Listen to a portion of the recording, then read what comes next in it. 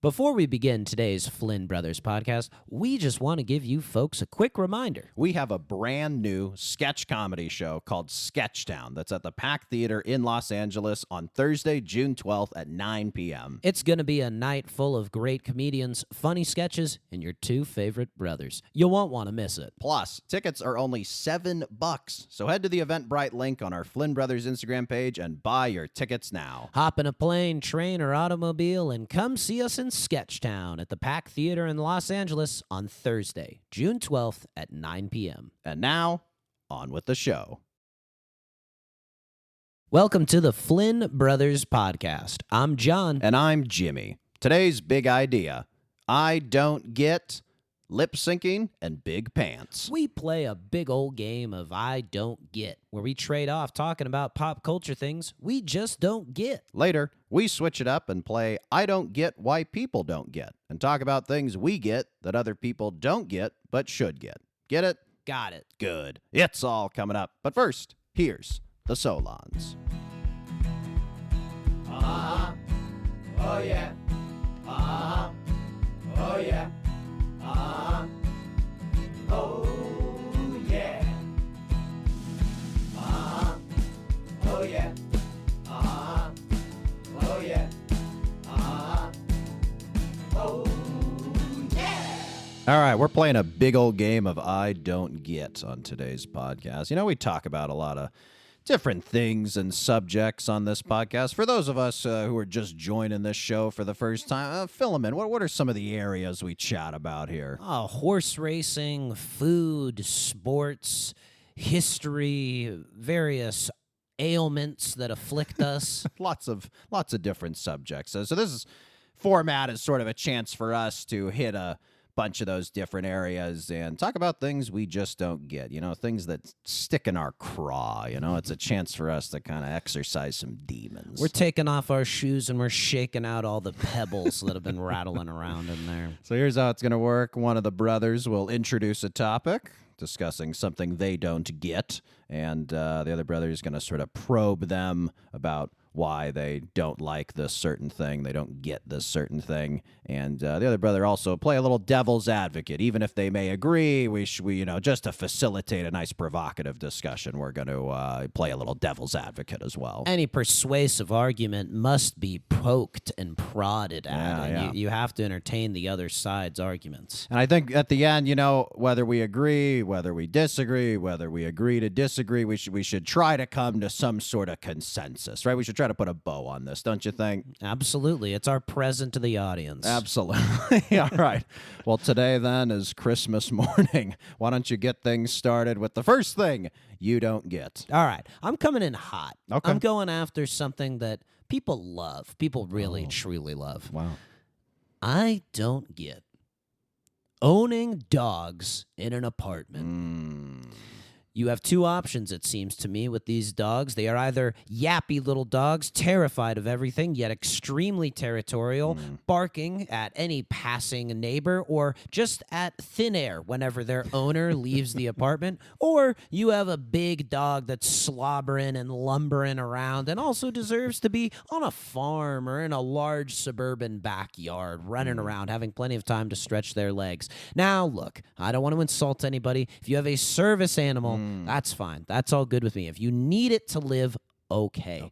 But the trade-off, I think, of having a dog in a small, confined space is not only burdensome upon your neighbors, but also on you. That covers everything with hair. You got to take them out to poop multiple times a day, which, as any astute city pedestrian will note, the poop is often not picked up by these owners. These are derelict owners. They're not doing their duty. The sidewalks are covered in shit. Yeah.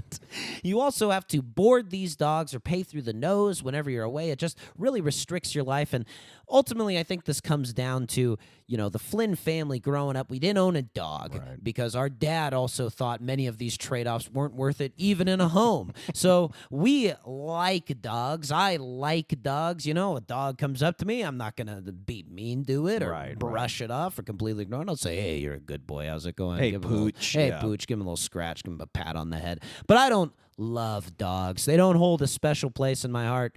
And I actually think that the only acceptable way for a dog to behave in an apartment is like a cat, Oh, okay. where all you right. can leave it. Cat's fine. Dog should be You fine. should feed them tuna, you're saying? Yeah, tuna, little tubes full of meat, There's Tubes these full of meat meat. pastes. Cats? Oh, okay. They all got right. these pastes. Oh, the paste. Oh, yeah, I've Yeah. seen those commercials. Yeah. All right. A few questions are coming to mind. I'll fire them at you.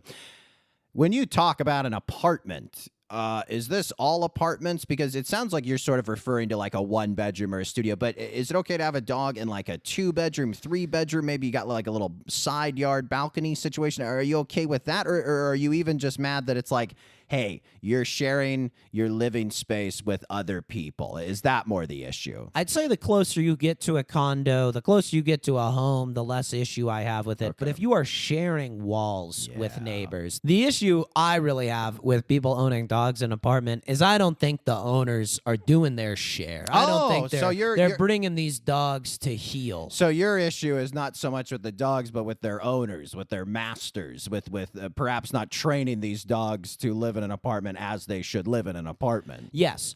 I myself don't want to do all of the work that it seems to take to responsibly own a dog in an apartment. And to me, it seems like a lot of other people who do own dogs also don't want to do that work, and so do not do that work and irresponsibly own dogs in an apartment. And, this, again, sticks in my craw. It's a pebble in my shoe. Well, to play devil's advocate here, if you agree to live in a building where pets are allowed, or you sign a lease where you can have a pet, then it's sort of your freedom, your right as a red-blooded American to have a dog and to do your best to train it and have it be respectful of neighbors. But it's your right to have that dog in an apartment, isn't it? All right, Joseph McCarthy, don't get me on any lists here.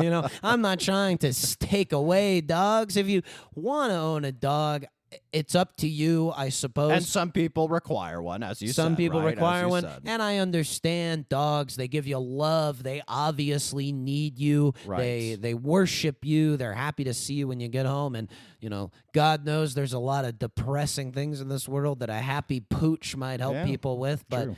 to me, I don't get it. I can't get there. I can't get it. Having been raised in the same household as you, I do have that slight like but don't love dogs. I understand that sentiment, and it's tough. I mean, I think if you're someone who doesn't own a dog and a dog's going crazy next door, it comes across as, hey, that guy who owns that dog who just left it there and it's barking going crazy, that's a selfish person, and their selfishness is imposing upon my peace and quiet. But, I think, too, people just sort of need them. I think it's tough. Like, there's a hygiene issue too, like as you said, with the big dog running around knocking stuff over, slobbering everywhere. I mean, I think that's gross. I think it's not for me. I understand why people have it, but I think the big thing is, like, particularly in apartments, is this like separation anxiety where it's sort of, it's just you and the dog in 700 square feet, and you're hanging out all the time, you're watching TV together, you can't really go into the next room, your dog's just going to follow you. So then when these people do leave and the dog's going crazy, or yap, depending on the size of the dog, it really can drive you crazy. So I do have sympathy for that, and I think being in an apartment, it kind of heightens that craziness that can sometimes brew in these dogs. Oh, it can drive you nuts. I mean, I think, too, dogs are evolutionarily designed, their barks, to get human beings' attention. Right. And it's difficult to just turn that off. And also, me as someone who doesn't own the dog but hears the dog, I'm not getting this love, this worship that the owner gets. I'm getting, hostile glares and gurrs as I'm going by their door. And it's like, come on, I live here too. If a human act that way to me, it'd be completely unacceptable. Yeah, that's a fair point. All right, I'm going to go next. I don't get lip syncing, specifically lip syncing competitions. You know, there was a point in our culture, like, you know, kind of still now, but like 5 years ago, 10 years ago, especially, where there was like lip sync battle and all the late night shows did these like lip sync competitions. And it would usually be with celebrities and people would go nuts and the shows would get crazy high views.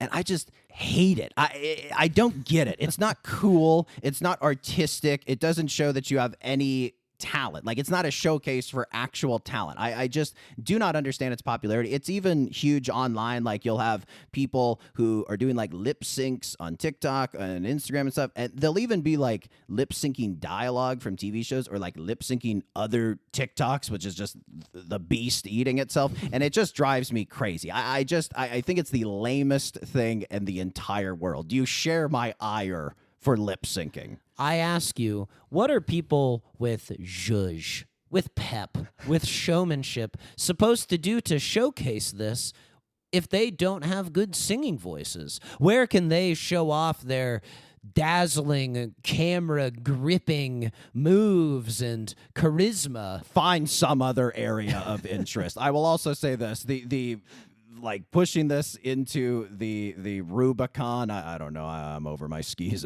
But Crossing the Rubicon, perhaps? Whatever. The version of this that drives me crazy, I'll just say, is not lip syncing, but these like air guitar competitions where you're not even, I guess you're matching the finger movements of the guitar. And of course, you're not holding the fingers correctly on a chord. And like, I just don't get how people find these things cool or would ever attend one of these things or watch one of these things. I really, frankly, the only time I find lip syncing tolerable is I will sometimes with my girlfriend watch RuPaul's Drag Race. And at the end of each episode, when it's down to the final two and they're, you know, RuPaul's trying to decide what drag queen to eliminate, she has them do a lip sync for your life, and they have to lip sync to a song, and they're trying to stay on television, right? They're trying to stay on the Bravo network, so they're doing all they can to stay on the Bravo network, and one of them gets eliminated. So there's this added like Thunderdome element to the lip sync battle, which I don't mind, but even that, like, I just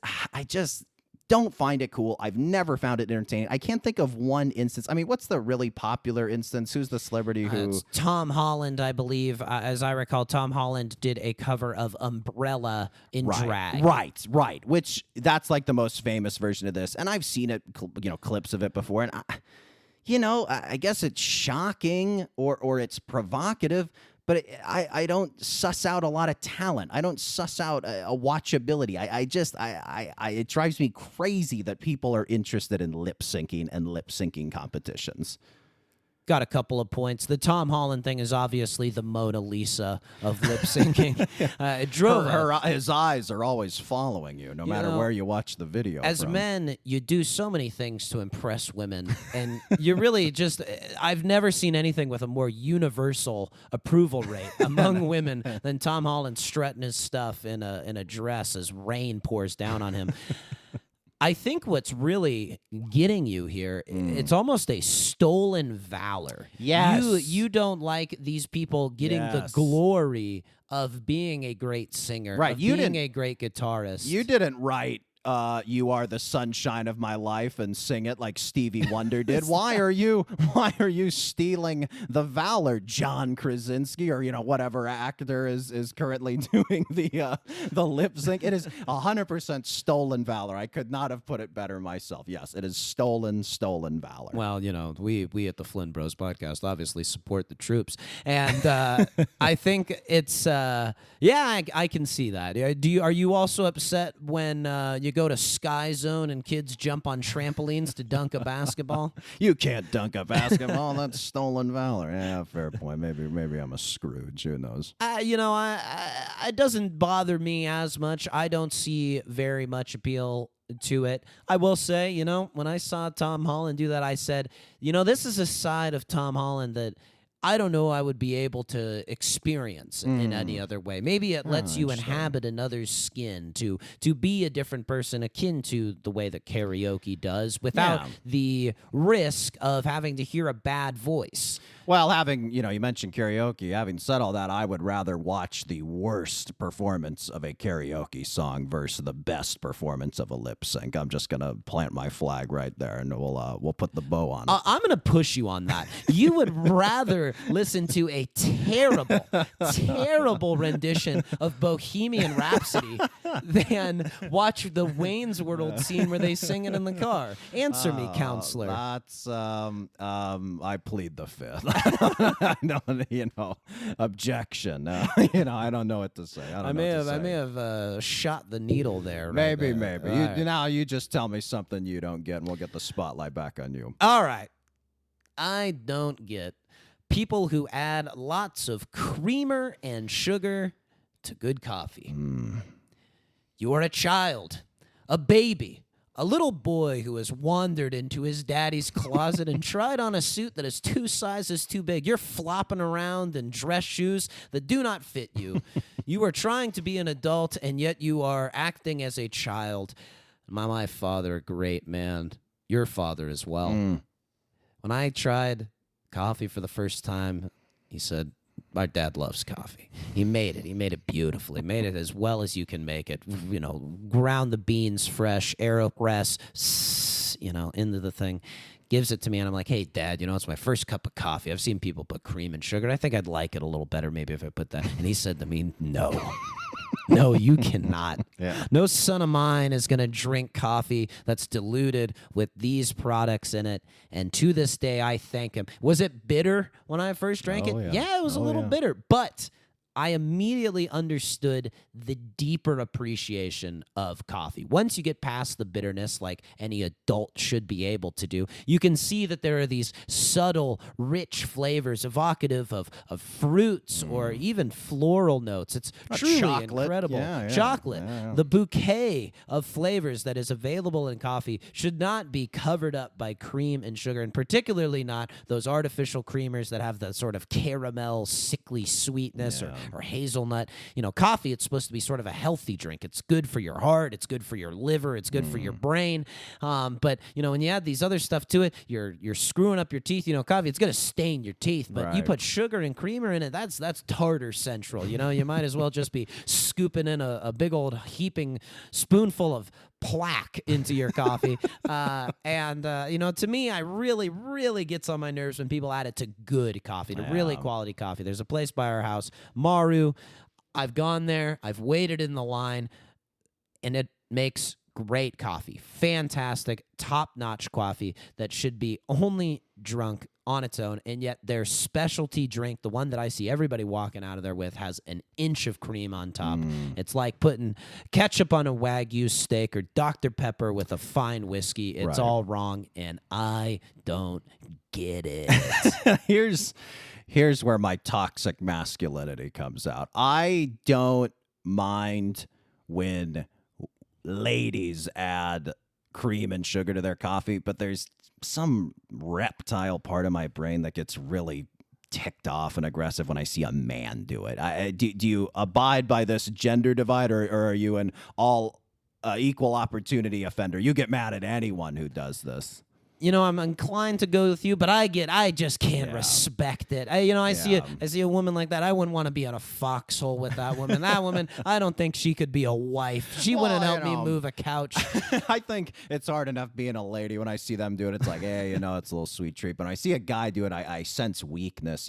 Your point about coffee and it's sort of these ancient roots. It's meant to be a cup of joe, a cup of mud. You slug back in the morning, and then you go have a long day out in the field. Ride in the rail cars. Right. Or in our case, in front of the laptop. But yeah, it is a little antithetical. I think you brought up a good point with the sweetened, like artificial sweeteners, the caramel and hazelnut flavored stuff. I'm less offended by plain milk or cream and just plain sugar. I'm okay with that. I get people's ethical decision to use like almond milk or oat milk, but it just changes the flavor of the coffee too much.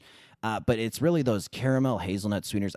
My first job, I was an office assistant in this dental office. This woman would make a coffee every morning that was half coffee and half hazelnut creamer. And I can still smell it, and it just makes me nauseous. It's so disgusting. And so, I think to play devil's advocate, most people or a good amount of people who add a bunch of stuff to their coffee, they don't really either care for the taste of coffee or don't care that they're tasting the coffee flavor. They're just trying to make it palatable so they can slug it back and get the caffeine boost they need to get through the day. Drink tea. Find another drink. I mean, coffee tastes good. Yeah. To me, 100%. And if you No, don't I like, agree. if you I don't like agree. the taste of coffee, don't drink it. You know, I can dial it back a little bit when it's just god awful coffee. Okay. And there's no hotel coffee. There's Yeah, no other okay. way around it.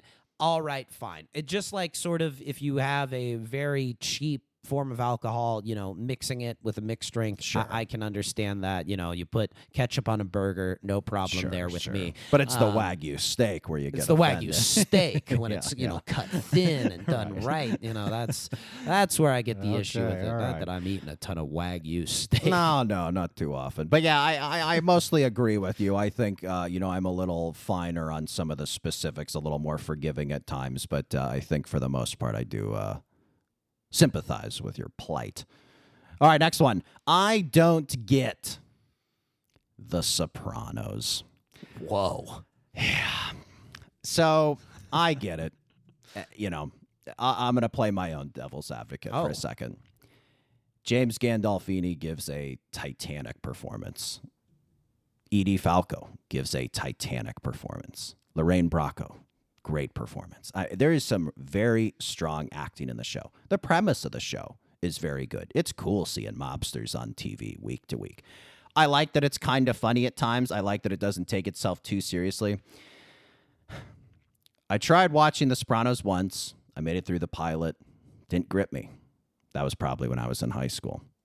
I tried it again a few years ago. Made it to the end of season 2, and something offended me so much that I stopped watching it. So maybe I'll go back for a third time. But the thing that offended me was this. There's the character, I think Michael Imperioli plays him. I think his name's Christopher. He's kind of Tony's son or nephew or something like that, right? Yeah. His nephew, I think. And in season 2, he kind of leaves the mob to pursue screenwriting, you know, which is something you'd think I would understand and sympathize with and admire about him, you know, sort of a brother Seamus, right? And in a way, maybe it's too close to reality and it's Right. painful to watch. But he's essentially out of the mob the whole second season pursuing screenwriting. And then at the end, he hasn't really seen Tony much. Tony at the end of season 2 makes him a made man. And anyone who's seen Goodfellas or The Godfather or any great gangster movie knows... Or been in the mob. Or been in the mob like we were and had to change our identities to get out. We understand, the Italian blood in us understands what an honor it is to be a made man. So to see it done so cheaply, in my opinion, in that plot choice in season 2, I just kind of gave up. My larger issues with the show are this. You know, it's good, as I said. It's undoubtedly influential, all these things. But I do find certain elements are pretty hack. I think if you are an Italian from the East Coast, from Jersey, like you would find some of the stuff pretty stereotypical, right? And like maybe it's in a fun way, in a way some people would like, but it's also in a way that people would not like and could potentially be offended by. I think tonally the show's very messy. Like I said, there are elements of comedy.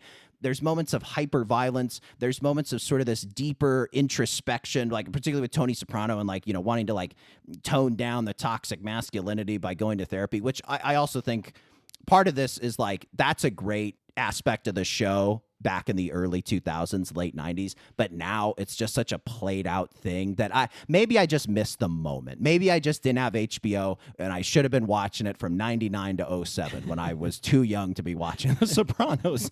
But I just didn't. And I just feel like other shows have come along since, namely for me, dramas I prefer, Breaking Bad and Mad Men, I just find to be better examples of prestige drama television. You know, people like love making memes out of it. The Polly Walnuts character, you know, there's like a scene where he's in Italy and the Italians are serving him like a really nice sauce. And he's like, I don't want this. Gravy. You guys got gravy? Which is what East Coast Italians call like the meat sauce.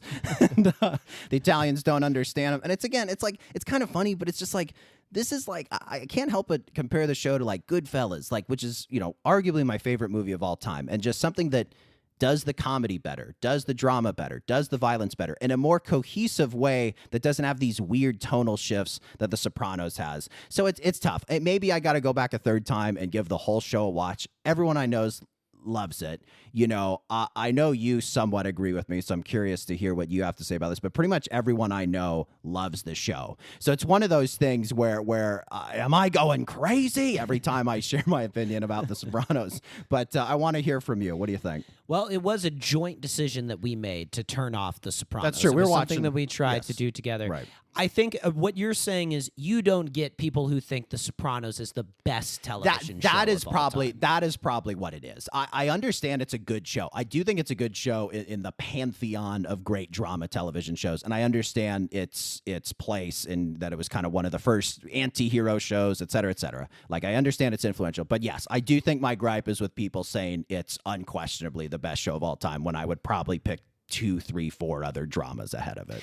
Do you think then it's fair to, it's like saying that Bill Russell isn't as good of a player as Michael Jordan or LeBron James? It's kind of Sort like that. yeah. It's kind of part of it is like it was the best of its era, but other eras have come along. And like, I just think, for example, Breaking Bad is just much more cohesive and much tighter in its storytelling. There's not a single hack line of dialogue in all 5 seasons of Breaking Bad. There's not a single line of dialogue where it's like, this is not believable. This doesn't feel like a screenwriter pressing. This isn't just a quickly wrapped up subplot. It just feels very tight and cohesive. Whereas with The Sopranos, again, it's like because it was the first show, it had a few of these stumbles. And from my understanding, the show gets better as it goes along. But this brings up another thing where there's just so many TV shows now and so many TV shows that have reached their conclusion. Like, I never really watched Game of Thrones, and I heard the last season's crap, according to most people. And so I'm kind of disincentivized to watch it because it's like, okay, I don't really want to dedicate hours and hours to the show that's going to end with a thud, right? So that's kind of part of a larger problem too, where there's just this glut of television, and with streaming, these libraries are all accessible, where it's like, okay, do I want to invest the time? It's like, if you're not enjoying a show, just click it off, right? That was sort of my mindset. You got to make choices in this life, and this Yeah. is the choice you've made. It's And the I guess choice that I I've made. made as well. Yeah. All right. Well, we're going to take a quick break. When we come back, more things we don't get.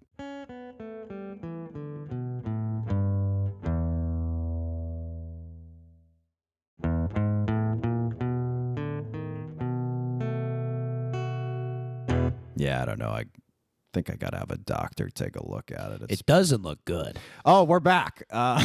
Hey, Flynn Brothers podcast here. We're playing I Don't Get. Buddy, you're up. Go for it.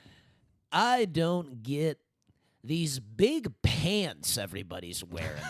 Big pants. What's with these big pants? Let's hear your gripes. It's going to take a little. This will be a John's brief history Oh. of my ownership of big pants. All right. I've owned big pants. In the early 2000s, they were everywhere. Oh, yeah. Allen Iverson, hip hop culture, Yeah. very influential on me. Mom used to take us to Marshall's. I bought FUBU. I was unaware what FUBU stood for. For us, by us. Yes, and us not being white people. And I just liked that they were jerseys. I just thought it Right. was cool that there was a 5 on a jersey. It's a cool word, FUBU. It just Yes. sounds cool. So you I know? had those. I had also like long jean shorts and long jeans, way too big for me, scuffing on the bottom. I loved them. I'll admit, I loved them back then, but I just don't understand it now. Looking at it as an adult, these thick denim, you see them out, people wearing them on these hot days Yeah. too. To me, they do not look good. They are not flattering in any way. I do not find them fashionable. I think it's ridiculous. You see NBA players wearing them now. NBA players are basically the proportions of models, Right. essentially, tall in ridiculous shape, and you're wearing these huge pants. It just doesn't make any sense to me. You look like you're swimming in clothes. I can't believe anything really from the early 2000s has returned as a fashion trend. You see the low cut versions of these things as well, which I think is, putting a terrible hat on a terrible hat, not to mix clothing metaphors. And to me, I'm not I also don't get skinny jeans. I don't get them when they're pants that are too loose or too tight. Too tight, they're gonna strip the hair right off your legs. Don't even get me started on this. I think we should all just have pants that fit us right. Interesting. A little bit of room, a little bit of stretch, Yeah. but they just fit you. And I know I'm gonna cut off one of these things. Some people, I would imagine women would argue, this is a way for us to reclaim our bodies, to not have ourselves be sexualized, wearing these larger pants. We don't have to put our bodies on display. We can, dictate the way that we present ourselves in public. We're not an object for your consumption, you dirty man, is what the imaginary woman is saying to me in my head. And I understand that. I'm holding up my hands, saying I'm sorry about that. But I'm not saying you have to wear, apple bottom jeans or anything like that. Just everybody should wear normal pants that fit them right. And here's something that I'm going to flip it. For shirts, I actually wear tight undershirts and really like the wife pleaser, the wife lovers, the wife lover, however you want to say it. Those tank tops, those white tanks with larger overshirts. So I'm okay with too tight and too loose of shirts, but the pants, they gotta fit normal.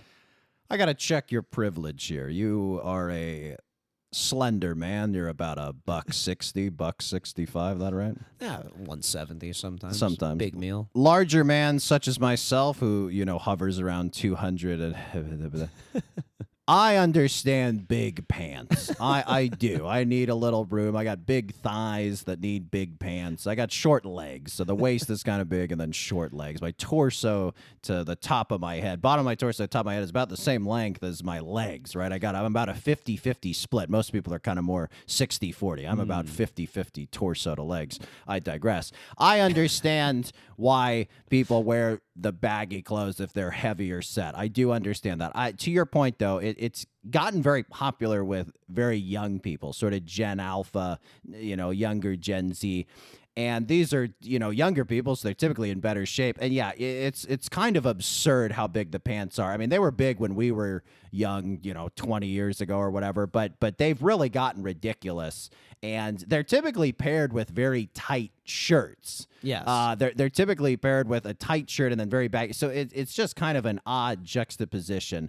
I do find myself agreeing with you in terms of you should wear clothes that fit. I do think that is a weirdly uncontroversial, but yet controversial thing to say. But I do completely agree with that. But yeah, I definitely think you're on to something. I think, though, fashion, it's cyclical. This is people are just wearing something that was popular 20 years ago in the early 2000s. We did 80s stuff. And then, in 20 years, it'll be, what we're wearing today, right? These sort of things are cyclical. So maybe part of it is you just be patient and the moment will pass by. I think what really, gets me is I try to think of myself as somebody who is not a slave to trends. And I think that is what this is to me. When I see younger people wearing it, like teens, people in middle school, whatever, you're saying to everybody, I'm young. I'm not chuggy like the millennials. Yeah. I'm young. This is what we wear as young people. I think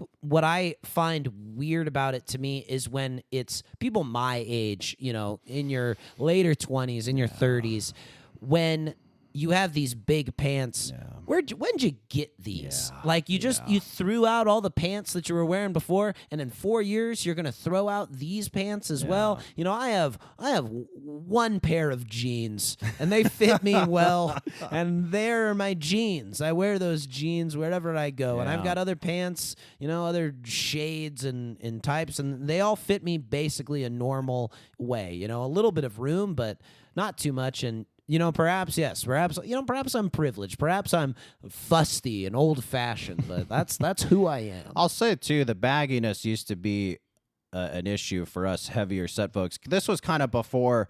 Now most jeans are like 99% denim, and then there's like 1% spandex, so they have that kind of stretch a bit. So it's now that we have the technology, it is a little odd that people are still leaning baggy. I can't think possibly that it's for utility. It must purely just be for fashion. And if you're questioning the utility of fashion, you're going to be talking yourself dizzy, Yeah. Yeah, I guess so. Well, my head's spinning. Why don't you go? All right, I'll go. Okay. I don't get desserts in Asian restaurants. Oh, whoa. This is something we have debated fiercely about, and now we can do it on microphone. So, you go to an Asian restaurant. I'm talking Chinese. I'm talking Japanese. Yeah, I'm talking Thai. I'm familiar talking- with the continent of Asia. I'm talking Thai. I'm talking Korean. And you're seeing a lot of the same things, okay? There's not a ton of variety at a lot of these. And I'm sorry, I know these Asian cultures are distinct. I'm lumping them all together. I apologize. I'm toxically masculine. I'm toxically white. Western. Guilty. Yes, Western. I get it. Thai restaurants, it's a green tea ice cream. It's a Thai iced tea. It's Thai coffee. It's mango with sticky rice. These are breakfasts. These are midday snacks. Chinese restaurant, they typically don't. You're getting a fortune cookie, right? It's a nice thing to do, but it's not going to satisfy the sweet tooth. Japanese restaurants, you'll sometimes get mochi. I'm okay with mochi. Again, it's a midday snack. It's just a little thing at the end of your meal, like a fortune cookie, to just kind of give you a little sweet bite. Sometimes at a Korean restaurant, they'll do like a shaved ice, and a lot of these Asian cultures will have like the shaved ice. I do like those, admittedly, but I just feel like a lot of the time, just not enough attention is being paid to the desserts at these Asian restaurants. I want something like really reliable, really good. And to be fair, when I'm going to these restaurants, I'm usually stuffing myself silly on the savory food. So there's not even room for dessert. Okay. Guilty. But I would still like the opportunity to satisfy my sweet tooth. But some of the flavors too, again, toxically Western, but a lot of the, sort of dessert flavors they have, it's like, matcha or, black sesame or red bean paste. And it's like, where's the chocolate, the caramel, the whipped cream? I'm sorry. I'm toxically Western, I and I know you, and admit this, you are a fan typically of mango sticky rice and a lot of the desserts you'll get at Asian I restaurants. think mango right? and sticky rice is one of the great desserts. Ludicrous. Have you had a hot fudge sundae? Have you had a Napoleon? Have you had Victoria sponge? I could go on till I'm blue in the face. I wish there were better desserts at most Asian restaurants. I don't know. The savory food is so good as is. I think Japanese cuisine, you could argue, is the height of human achievement in terms of cuisine. You really could. Alongside French, you really could argue that. Certainly. Chinese food, even when it's bad, it's still kind of awesome, right? Thai and Korean, I don't really have that much bad Thai or Korean food. It's usually really solid and reliable. And you could pretty much order, and I do, anything on any of these menus, and it's always really, really good. Even if you're really getting adventurous for the Western palate, it's really good. But yeah, I am left wanting when it comes to dessert. I would say for the mango and sticky rice, this is a restrained dessert. You don't feel as terrible after consuming it as you would a hot fudge sundae on top of the rest of your meal. It's a little sweet treat. It's a nice bite. It's complimentary of these other flavors. The red bean paste, I've had it in morning buns. I like it. I think it's quite good. I think you are a man who likes his comfort foods and perhaps Richness. Yeah. Richness. You are known for your love of rich foods. True. There was a whole episode on gout that we did that punished you for your love of rich foods. And, this is something that I think is going to be hard to sway you on because it is a more delicate palette of flavors that they're working with. And I think it's a very Western mindset too. Hey, I'm full. Let's push it. Right? It's a very American mindset. I'm already 120% full. Let's get to 150. Whereas, it's specifically Japanese culture. It's like eat till you're about 75, 80% full, and then you really don't need a dessert. There's no nutritional value to dessert, right? So you just have a little mochi or, just something very small as like a little, nice little, cap at the end of your dessert.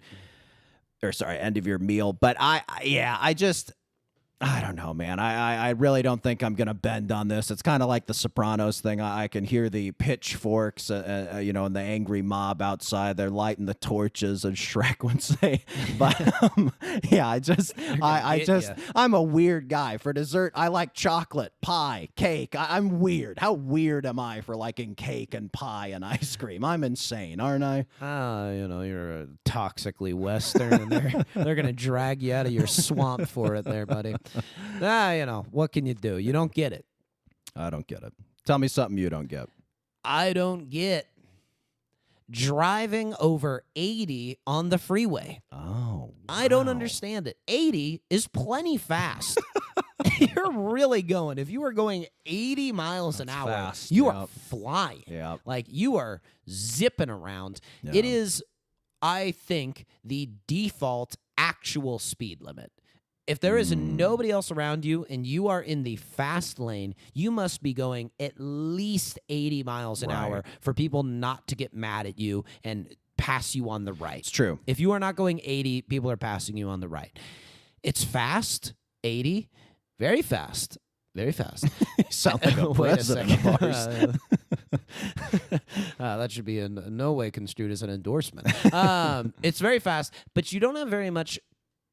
There's almost no chance that you are going to lose control of your car. You can drive 80 with one hand on the wheel. Yeah, I think that's true. Yeah. And you're getting where you're going quickly. Yeah. Much faster, the 15 miles an hour that you're adding from 65, that is going to make a significant difference over the long term. However, if you go faster, and people who go faster often are up at I'm going 80 and they're zipping by me, so I'm imagining they're at 95, 100 miles an hour. There's a high chance of you getting pulled over. You are flagrantly breaking the law. Right, Everybody else is just sort of breaking the law, I can dip it down into the 70s, and very plausible deniability. You must swerve. You have to be zipping back and forth between lanes because not everybody is going to be going 90 to 100 miles an hour. You are going to be slamming on your brakes all the time when people who are driving a normal speed limit, form a wall in front of you and you can't get past. And here's the final thing. Everybody hates you.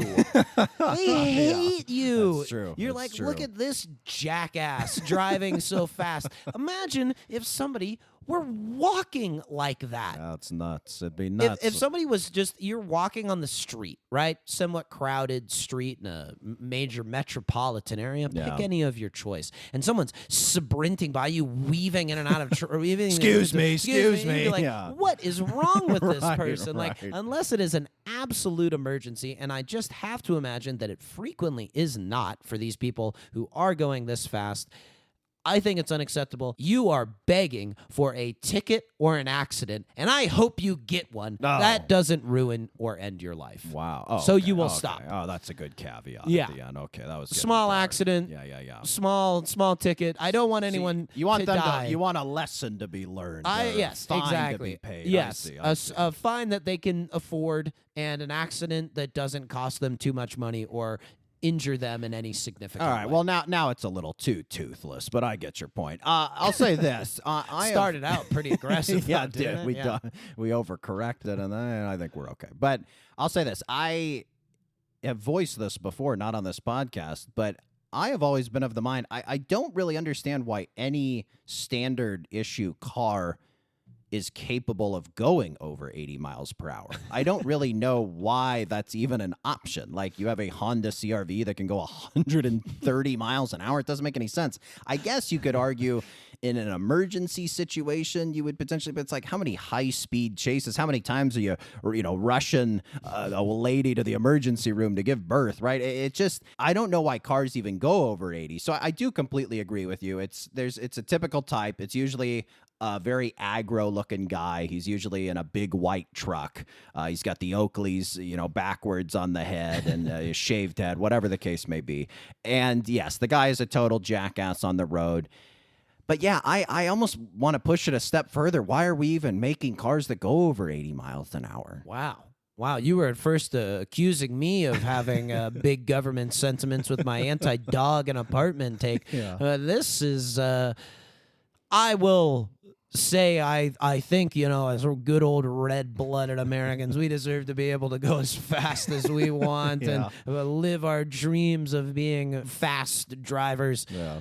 But not around other people, not on my highways. Way out in the opens or late at night when there's no one else around, fine. But, when we're commuting up I-5, going from Los Angeles to Sacramento and someone's going 100 miles an hour, I don't get it. I'm struggling to even play devil's advocate. I think a lot of the arguments are selfishness, lateness, wanting to feel alive, wanting to cock the other drivers on the road. Speaking of toxic masculinity, I don't know. I don't think you can find a good reason to do it. So I wholeheartedly agree with you on not getting people going over 80 miles an hour. Well done, buddy. Hey. I don't get video game streamers. Ooh. Why are they popular? Why would you want to spend hours watching some loser in mama's basement in a neon lit room play video games? I just don't get it. The only time I've ever done it in my life is I'm playing a video game and I can't beat a level. And so I Google how to beat this level. And it's usually some guy from England. Oh, here's how you kill the boss in Red Dead Redemption. That's how he sounds usually. Is that England? Yeah, I don't know. It's Liverpool, maybe Manchester. But I don't understand. And it's huge. It's, with Gen Z and Gen Alpha, it's bigger than cable television. People don't watch live sports anymore. People don't watch TV shows anymore. They want to watch guys and gals play video games. And it's like, do they also play the video game? Are they enjoying the chatter going on while these people are playing the video games? I guess they like interacting with it and posting comments. But to me, it just reminds me, hey, the weird kid from school invited you to a sleepover and mom says you got to go stay at his house. And he's like, you want to watch me play Legend of Zelda all night? And I'll talk you through it. And you're like, heh, not really. Can I play? It's a one-player game and I only have one controller. You want to play it? He holds up. It's covered in pizza grease. You're like, all right, you play. And it's like, I'm just going to watch video games all night.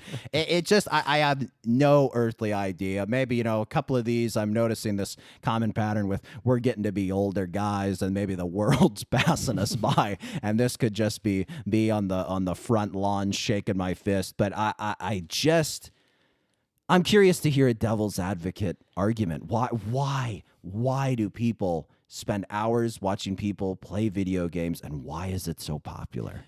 You and I just did an episode where we called Red Dead Redemption 2 the greatest Western of all time. Correct. Greater than any film. Is watching someone who is excellent at that game like watching the best version of this piece of entertainment that we say is so wonderful? No, because the active role you play in playing the game is what makes the video game so great. That was part of what we talked about. If you were just watching the cutscenes of Red Dead Redemption and watching someone play it, yes, it's still good. Yes, the storytelling is still at a very high level, but it is missing what makes it so great, and that is you are in the skin of Arthur Morgan. You are blasting people. You are doing, if you're playing good deeds. If you're me, you're blasting and robbing. but yeah, I to me, it takes away all of what makes a video game great, is that you are actively playing it, you are actively involved in the game, and it just introduces the passivity that you would get with a TV show. And I would much rather watch a TV show or a movie that hundreds of people collaborated on and spent all this energy on than, a glitchy stream of some guy in a neon room playing Legend of Zelda. I do not get it. I do not get it. But, buddy, you and I went through Red Dead Redemption 2 trading off and watching the other play. So what is different? first of all, we're person to person. We're hanging out. We're talking. We're making jokes. We're sharing about it. I think maybe part of it is the digital divide, that you're commenting in a keyboard with these people you've never met before versus you and I, flesh and blood, hanging out together, playing Kin. it. Right, kin. Hey, I'm not good at these levels. You do this level, right? There's an added element of camaraderie we're getting by being person to person. And maybe that's something younger generations just don't value as much, that person to person contact. Maybe that's something that they haven't experienced as much of, or whatever the case may be, where they just don't feel like that's missing from their, cooperative video game experience. But yeah, for me, I just, you've brought up some good points, and here my feet remained in cement firmly planted. I do think, to your point about the community, this is, I think, one of the few ways that people can bond in this sort of digital way, the same way that you grow attached to your favorite podcasters. They grow attached to their favorite streamers. It's the feeling of hanging out with this person and playing video games, and also you've got you and your other friends, and you can tell him, hey, do this on the game or something like that. And, I think I can see it. It's not something I have ever done, but, in this lonely, isolated, highly digitized world, this seems to be one of the few ways that young people can be entertained and come together. And while I personally do not do it, I can kind of get it maybe for some other people. But I see where you're coming from. We're brothers. You're an empathetic man, and I salute you for it. But my feet remain planted in cement. All right, we're going to take a quick break. When we come back, we're going to twist up the game a little bit. Check it out.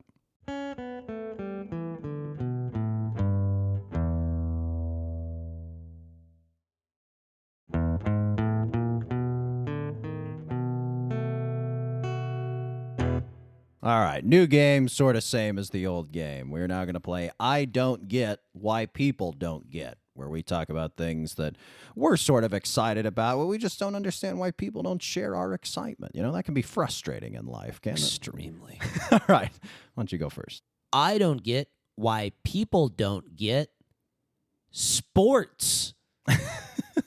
I love sports. I love pretty much all of them. I'll watch golf. I'll watch soccer. I'll even tune into F1 if it's late and nothing else is on. My big ones that I really love are basketball, my true love, and football, which is the best thing on television, and the ratings reflect that. Sports are art rendered in physical form. It is dancing with stakes. There's combat. There's aggression. This is war play that we are acting out. There is true unpredictability. Teams will suddenly get hot or go ice cold with no explanation. And there is this human drama written on everybody's faces. Millions of dollars are on the line. Glory. Some of the rarest things that we have left in our society. Glory used to be everywhere on the battlefield and whatnot. Now, the only place you can really get true glory is on the gridiron or on the court. And this is, I think, the height of drama that even with theater, I think, can't touch a game-winning shot. People don't lose their minds at the end of Othello on Broadway, but they went crazy after seeing the Knicks go to the Eastern Conference Finals outside of Madison Square Garden. And I know the critiques that those people do. Oh, sports ball, huh? Duh, put the ball in the hole. Duh, move the ball over the line. Duh, hit ball far, making us seem like Neanderthals for liking sports. Well, you can do that with anything. Theater is people playing dress up and make believe. You like actors because they're good at lying. We can transform all of these things to make it sound stupid and dumb, but sports, finally, my final point, they're one of the last things that actually bring people together. Millions upon millions of people watch the Super Bowl. The entire country basically shuts down. The entire world shuts down during the World Cup. Who are you to step away from one of the last few communal activities that humanity has left? It's fascinating. I'll say this. I, like most people, have watched sports where you're just watching it middle of the day or it's on, and you're just like, I don't care. There are certain sports like that. There are certain teams like that, right? Even you and I, rabid basketball fans, if it's a Tuesday in February and it's the Washington Wizards versus the Charlotte Hornets, it's hard for us to care, right? There are certain times in sports where even if we're diehard sports fans, we're apathetic. You know, we grew up Sacramento Kings fans. We still are rabid Sacramento Kings fans. We bleed purple, black, and white, and part of that is a rare blood disorder, but I digress. I think part of loving sports is you have to have a fandom. Fan is short for fanatic. You got to be a little crazy, right? You got to have something deep in your heart and soul and bones that makes you care about at least one sport, if not sports in general. You really are speaking, though, as a sports connoisseur. You are someone who likes all types of sports, all types of competition. But I got to say, it's just something where you can appreciate it, but it doesn't mean your heart's in it, right? We've all seen great movies that are technically well made and technically well acted. And yes, the cinematography is great. And the costuming, but for whatever reason, it's all right. I'd rather just watch, fill in the blank comfort movie, right? So I think for some people it's that, where it's like, yeah, they agree with you. They recognize the artistry. They recognize it brings the world together, but my heart's not in it. Well, I mean, I just don't know how much you can really convince those people, I think it's tough. It taps into, though, one of the most primal, basic forms of entertainment. This guy versus that guy. Who's gonna win? When we were gathered around the campfires, that's what we used to do after the songs had finished. After well, here you're talking after the about shaman had finished telling his latest story. Right. So you went pretty hard at drama. Where these things with sports, they are, as you said, these are the two things we did around the campfire. We've done for entertainment. For thousands of years, it's either been entertaining each other with plays and storytelling, or it's been through competition and combat. And I think, these things just kind of exist in the same space. And guys like us, we like both. Some people are heavily favored toward one versus the other. It's just the heart wants what the heart wants. You can't expect everyone to care about the Cincinnati Bengals, can you? No, well, they don't have to care necessarily about the Cincinnati Bengals, but to swear off sports entirely, to say that there is nothing for me in all of sports, I don't get it. It's like people saying they don't like country music, kind of, where it's like, really? You don't like Johnny Cash? You don't like a single Johnny Cash or Willie Nelson song? Or, it's like there's not a single country song you enjoy. I think it's true. I think, to your point, when people are like, me hit ball far, and do like the caveman critique of sports, that's really lazy. That's really lame. It's just something where, if you don't have interest in it, it's one thing, but to like crap all over it is kind of another thing. So yeah, I do. To those people, I say, hey, don't yuck someone's yum, Even though that's what we've been doing this entire episode. Huh? Well, speaking of which, this segment's a little more positive. We're talking about things we like, we're yumming other people's yucks, Yeah, I don't get why people don't get s'mores. The snack, the campfire treat. Now I know what you're thinking. Hey, Jim, most people do like s'mores, chocolate, marshmallow, graham cracker. A lot of people like them.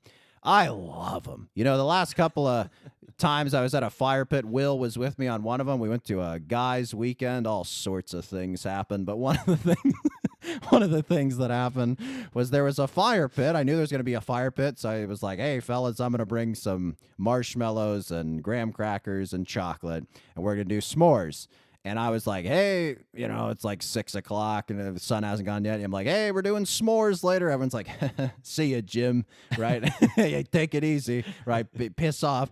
And then a time came around. Who's lighting the fire? Where do we got the skewers? And I'm passing out the stuff. And some guy's like, I'm okay. And I'm like, huh? And some guy's like, yeah, I'll do one maybe. I'm like, what the? And I was just shotgunning them. I mean, I must have had 6 or 7. Another time I was at Joshua Tree. There was a fire fire pit. Everyone I was with had one s'more, maybe two. I had like 6 or 7 of them. I couldn't stop wolfing them. I mean, they're so delicious. I think people like but don't love them, and that's what kind of drives me crazy. They're just so perfect. I think one thing that's hilarious about them is they're all pantry goods. No fridge or freezer required. They're all just things you grab off shelves, off pantries, right? It's all stuff you could keep in a nuclear disaster bunker, right? And it's just perfect. I like my graham cracker.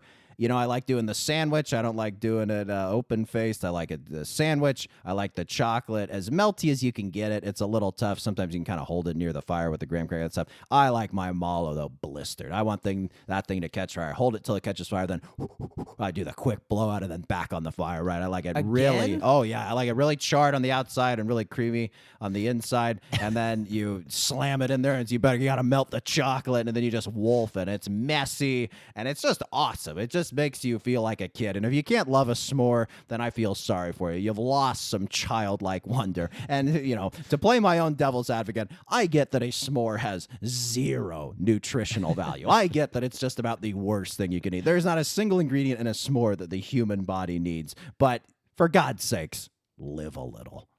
I've got some. First off, the fact that you were eating 6 to 7 s'mores is crazy. But let this be a lesson for all those Asian restaurants that struggle to figure out what to do for dessert. Get a s'more on the menu, all right? Get a s'more on the menu. You got the grills. Yeah, absolutely. Okay. That's too many. The amount of s'mores that you're eating, that's like a whole sleeve of graham crackers, half a bag of marshmallows, and a few Hershey's bars. Maybe I overestimated for comedic effect, right, but I was enough. really enjoying it. Let's call it 5. Let's call it 5. Count it on one hand. I'm good on one s'more. S'mores I look at almost like donuts. I always like the first one. The second one, I'm like, this is a mistake. 3 is unthinkable to be. 4, I got to be a different guy. I got to be you to consider. Well, you're betraying the name. Some more. Give me some more. It should be endless. You should be wolfing these things. It shouldn't be a once a year, just one little s'more. I'm in my 30s and my doctor. No, s'more. Give me some more of the s'mores.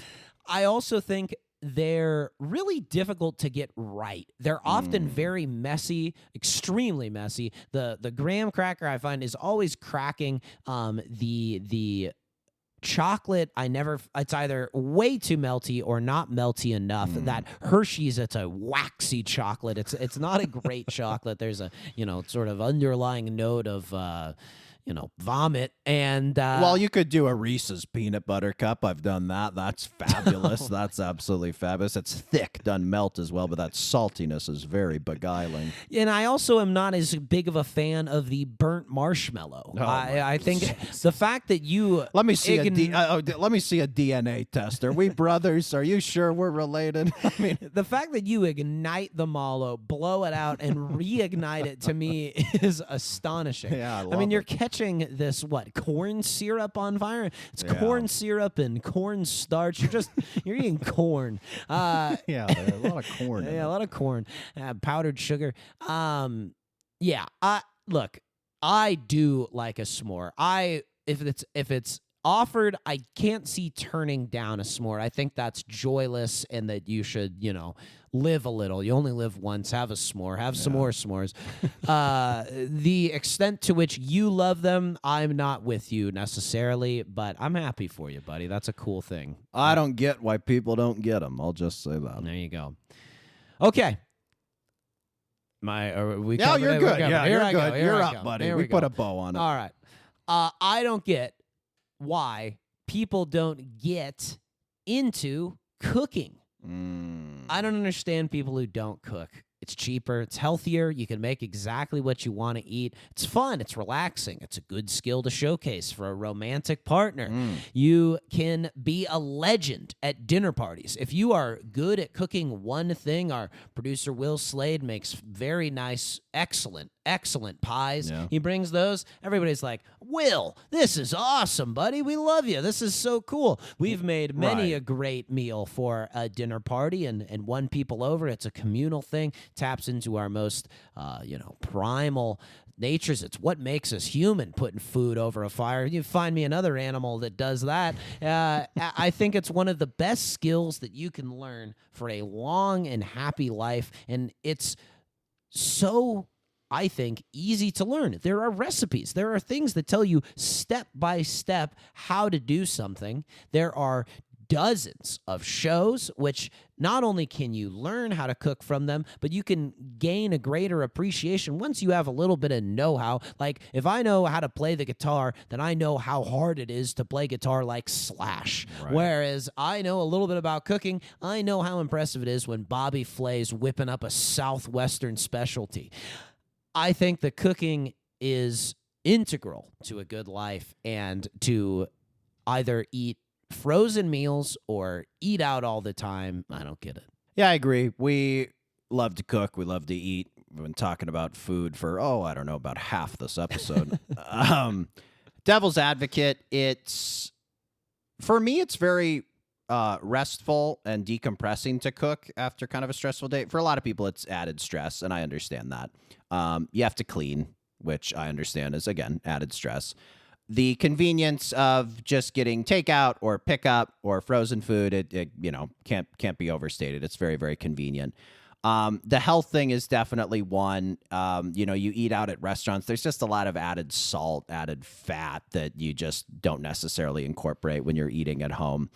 But yeah, I don't know, man. It's one of those things that once you start it, you kind of can't stop. If you're caught in a cycle where you just eat out a lot and don't cook a lot at home and just don't develop those skills, it's really hard to kind of start it later. It's kind of the can't teach an old dog new tricks thing.